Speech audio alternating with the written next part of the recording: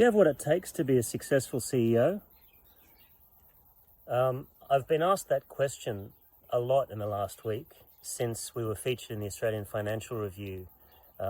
Myself and two long-standing coachees of mine who are CEOs, about their use of coaching on their journeys to become top of their games.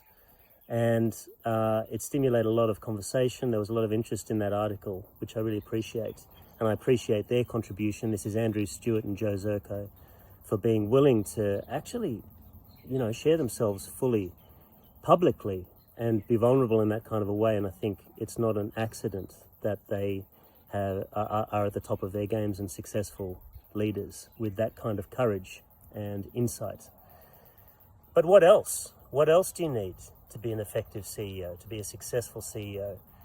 I think drive is at the heart of it, and that can be taught, but it comes down to heart and passion and courage and a willingness to want to change your environment.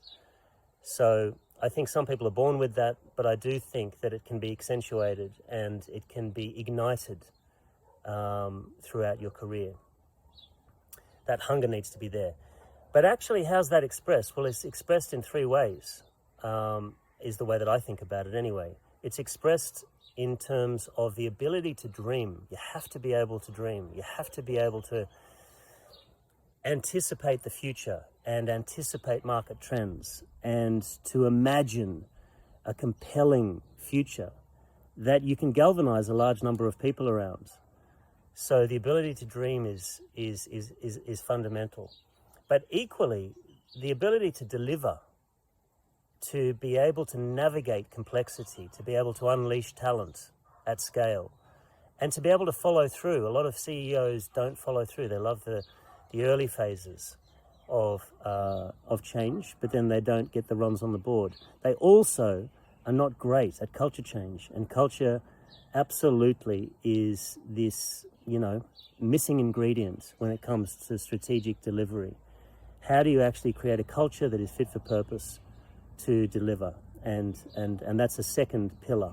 So drive underpins the requirement to be able to dream effectively and to be able to deliver effectively. But lastly, and equally importantly, is the ability to disrupt.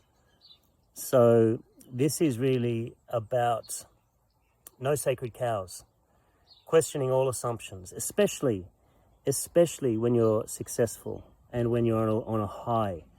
Challenge fundamental assumptions, and to create a culture where people challenge fundamental assumptions, stimulate innovation, and really role model personal transformation. So when we say disruption, we're talking not just about disrupting markets and disrupting ways of working and assumptions. We're talking about personal disruption. So how willing are you to keep up with the pace of change by reinventing yourself and inspiring others to do the same thing? So those are my thoughts for you today. Have a think about whether you have the drive, whether you're able to dream and deliver and disrupt yourself and others sufficient to actually lead at these times, because all of those things are important.